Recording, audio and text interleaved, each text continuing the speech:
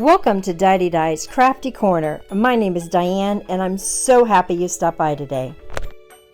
Hi guys, today I thought we'd make a card. I'm hopping on the It's Fall on August 1st bandwagon. So I bought the stamp set a couple of years ago. It's by Brutus Monroe and of course I thought it was adorable. It's a little fall wreath. The sentiment that it came with it says, "It's fall, y'all." Super cute, right? So I thought we would make a card using this wreath. I'm going to keep the coloring simple and maybe make a background. I'm going to go gather up my supplies, stamp it out, and be right back, and we're going to get started. Okay, I have stamped out the image. We will be using a top folding A2 size card. My cardstock is always from Recollections. It's the 110 pound. I don't use it for coloring. It's just for my card bases, and it works just fine for me. It's inexpensive. You can still get it on sale all the time. Okay. I have cut up my panels with my Hero Arts Infinity dies. I love these dies. Can't say enough about it. We all need certain dies in our stash that make our lives easy, and this particular set is my go-to all the time. I love it. Okay, so for the coloring, I am using Copic markers today. I've chosen about, I don't know, I took a picture at the end, you can see there, but it looks, I think it was about 25 markers. Please know you do not need Copics, much less 25 markers to color an image. And I, by no means, am a Copic expert, not even close. But I do try to give my images definition, and still at the end, I struggle with not having enough definition. I tend to go back and, lose a lot of that deep definition that I had originally. So, I'm not an expert at this. I keep playing and I enjoy it, and I want you to play and enjoy, and just know that we're all playing and enjoying together.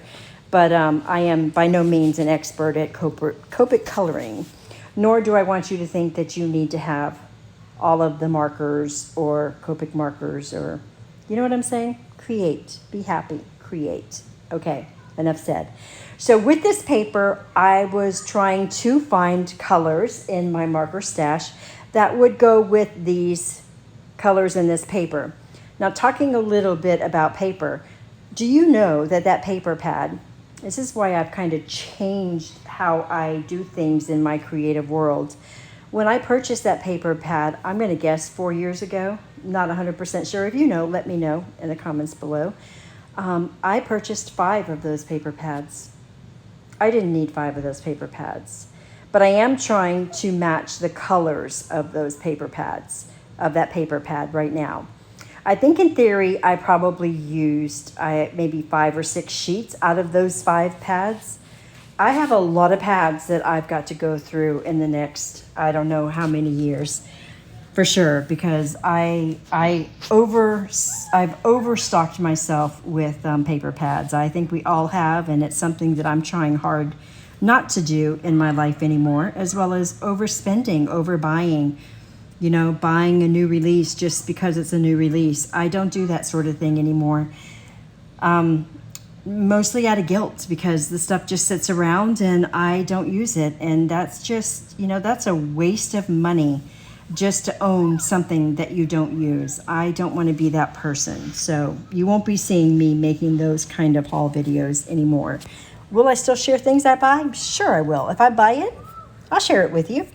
But I don't do those type of videos anymore. Okay, going back to this card, like I said, I chose the colors from this piece of paper, and I am trying to use up paper pads that I own. So you'll see, maybe, you're going to see older paper pads. I am still buying newer paper pads here and there, but not like I used to, and I'm certainly not buying them 5 at a time anymore. So I wanted to hyper focus on a couple of my images in this stamp grouping, as I think you always should. When you have this many images on a in a group, I think it's better to focus on a couple of the images and make them your wow factor, and then just kind of color the other images.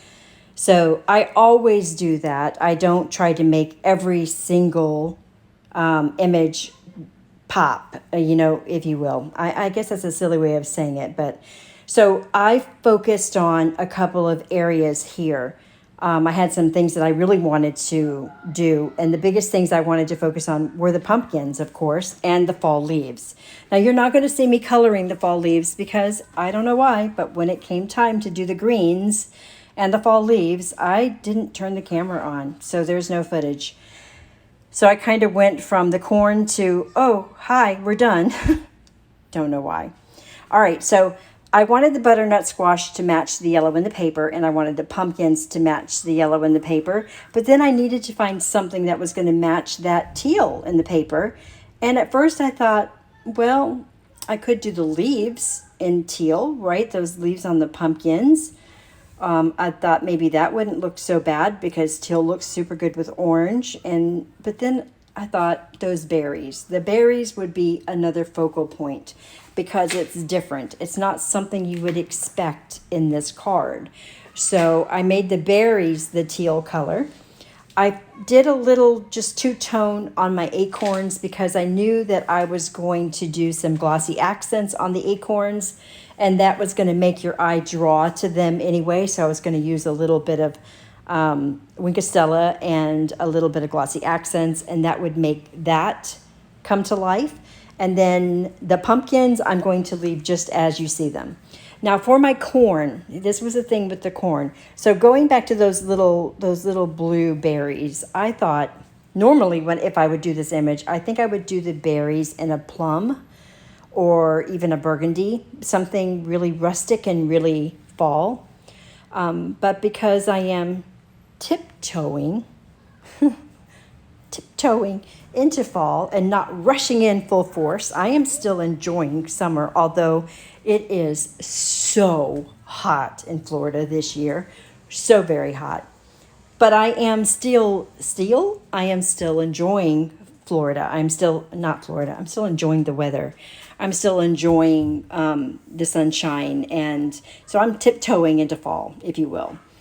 But I thought that doing the berries in blue and doing the corn not fully, dried out, if you will, I thought that would help me keep it like just tiptoeing into fall. So for my corn, I did some different color kernels that would draw your eye to that the corn wasn't just colored in one color. And then for the stalks, I did it in a green and a really muted green, like almost a light off green.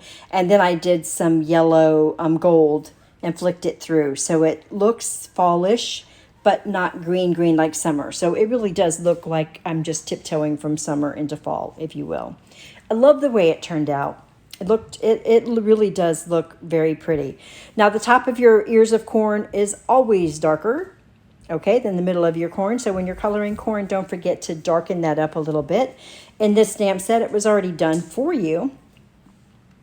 But if it's not, make sure that you always add a darker, deeper color to that than the rest of your kernels. So I'm going in just making my kernels a different color here and there. And then really we're going to start with the back of the card. So I'm going to add fun foam to my card by adhering my tape runner to the back of the project. And then I'll put my fun foam on the cardstock. Now, my cardstock is 60-pound weight cardstock. That's what I use for my coloring. So if I were to use glue on that and then put my fun foam on, I might get rippling on my card, and I don't want to do that. So then I'm going to use my art glitter glue to attach my Lawn Fawn paper to my cardstock.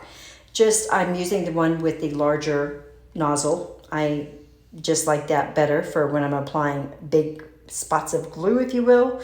And then I can use that same art glitter glue to the back of my fun foam. and then attach that to this base. And that way I'll have no bubbling up at all of my card. Sometimes art glitter glue or any glue can bubble up 60-pound cardstock. So I like to make sure it's nice and smooth, and that really helps doing it that way. Okay, so let's see. For finishing touches, as you can see, I've already done now my corn is done and my leaves are green and also fall colored. I am using Wink of Stella because it is more of a warmer tone than my other pen. I'm going to add a little glitter to the places that I want to pop, and then I'm also going to add a little bit of glossy accents as well. So to those acorns, they're going to be shiny, and that will bring your eye to the acorns. And then those blueberries, I'm going to go ahead and add some glossy accents to the berries. And then that is really going to complete this card. So I hope you guys have enjoyed this video. Like I said, I am back and I will be creating content weekly. I will be sharing things as I get them if I think they're worthy of sharing. And I look forward to seeing what you're doing and look forward to talking to you in the comments. I love you guys, and I will see you in the next video. Bye.